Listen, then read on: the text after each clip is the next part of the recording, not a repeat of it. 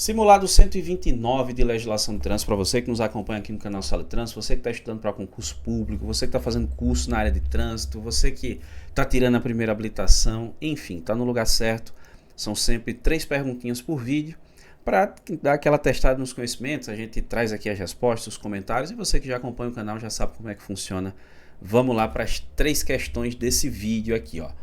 A primeira delas é a seguinte, ó, a questão de número 416. A questão aqui é a seguinte: a transmitância luminosa poderá ser inferior a 70% para os vidros que não interferem nas áreas envidraçadas indispensáveis à dirigibilidade do veículo, dotado de espelhos retrovisores externos de ambos os lados. Olha, aqui é o seguinte, pessoal, vejam só. O primeiro, o que é transmitância luminosa, né? O quanto entra de luminosidade no interior do veículo. E o pessoal, inclusive, acaba confundindo isso aqui às vezes.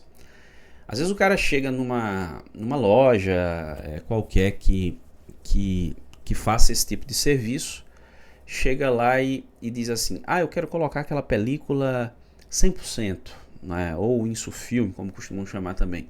Na realidade, aquela totalmente escura seria a 0%, que seria zero transmitância luminosa, que é proibido, por sinal.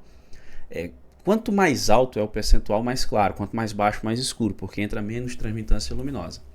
Então, nessa resolução aqui, ó, a resolução número 960 de 2022 do CONTRAN, que trata exatamente dessa questão de película, nós temos a previsão de que nas áreas indispensáveis à dirigibilidade do veículo, que é o para-brisa e o vidro lateral dianteiro, né, quando tem espelho retrovisor de ambos os lados, nesse caso a transmitância luminosa é de 70%, não pode ser menos que isso.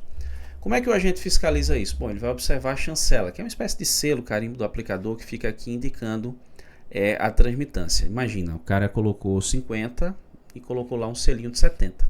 Aí o agente da autoridade de trânsito vai lá com o medidor de transmitância luminosa, faz a medição e mostra, ó, tá errado.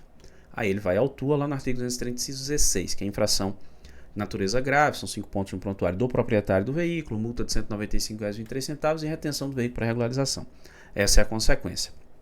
Então, é isso que vai acontecer. Ah, não tem chancela. Aqui no vidro não tem chancela. Aí o agente precisa nem fazer medição, ele vai autuar, tá certo? E também não pode película espelhada, tá bom? Então, nas áreas indispensáveis à dirigibilidade, nós temos essa medição. Originalmente, nessa resolução aqui, ó, as áreas consideradas dispensáveis à dirigibilidade, como por exemplo o vidro lateral traseiro ou vidro traseiro, era de 28% de transmitância luminosa. Isso mudou, porque essa resolução ela foi alterada por essa aqui, ó, resolução 989, também de 2022, também do CONTRAN.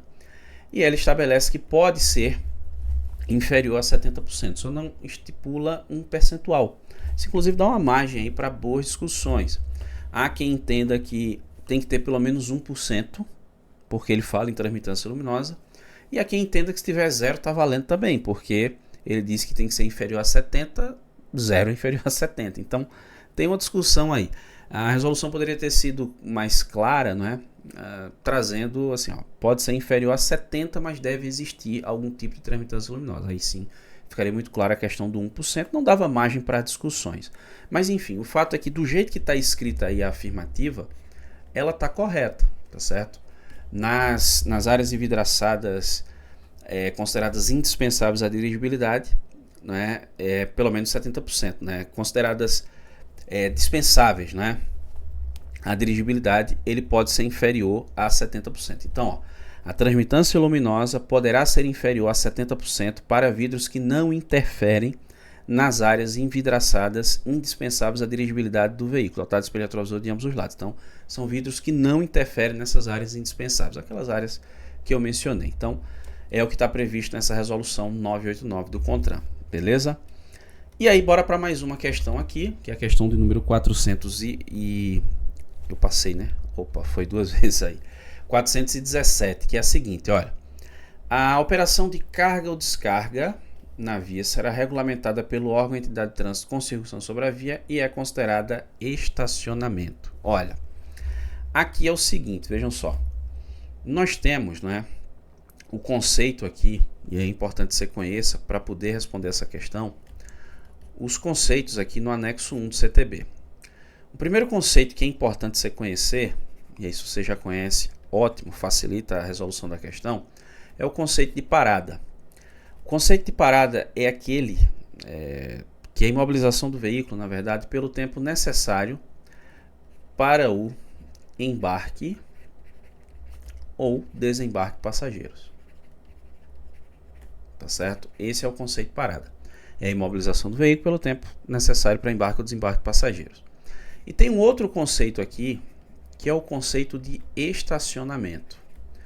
O que é o estacionamento? É a imobilização do veículo pelo tempo superior ao necessário para o embarque ou desembarque de passageiros. Isso é estacionamento. E aí, você encontra previsão no próprio CTB, no artigo 47, só que em seu parágrafo único, que a operação de carga ou descarga na via, está escrito aqui, será regulamentada de fato pelo órgão, ou seja, ele vai estabelecer os locais em que isso pode ser feito, e para todo efeito legal, isso vai ser considerado estacionamento. Exatamente como está aí na afirmativa. Por quê? Até pelo fato de ser imobilização pelo tempo superior ao necessário para embarque ou desembarque de passageiros. Então, a afirmativa, do jeito que está aqui, ela está correta, tá certo? E aí vamos para a terceira e última questão desse vídeo, que é a seguinte, executar a operação de retorno com prejuízo da livre circulação da segurança, ainda que em locais permitidos, é infração. Olha, questão de infração relacionada a retorno, nós temos aqui no artigo 206 do CTB, tá certo? E aí ele tem algumas hipóteses ali relacionadas a retorno, né? Quando é que ocorre a infração, um local proibido pela sinalização, né? Quando você tem ali você passando por cima de calçada, de canteiro, enfim.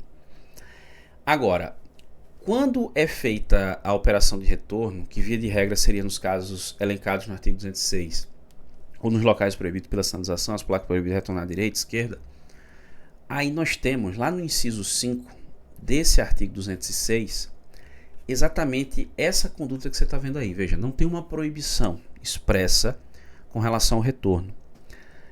O local, em tese, é permitido. Só que ele traz um prejuízo da livre circulação da segurança. O cara faz o retorno num local que não tem uma proibição expressa, seja no CTB ou por meio de sinalização, mas o retorno ali traz prejuízo à circulação, que seria a fluidez, ou à segurança. Aí é infração. E essa infração ela é de natureza gravíssima. Se é gravíssima, são 7 pontos no prontuário e multa de R$ 293,47. E está aí respondida as 3 questões desse vídeo. E você vai deixar nos comentários quantas você acertou. Ficou com dúvida? Concorda com algo, discorda de algo? Fique à vontade, vá deixando aí nos comentários. Você que nos acompanha aqui no canal já sabe. Ficou com dúvida? Deixou aí nos comentários, a gente vai tentando te ajudar de alguma forma a esclarecer essa dúvida, beleza? Eu agradeço muitíssimo a você que me acompanha até aqui, um grande abraço e até a próxima.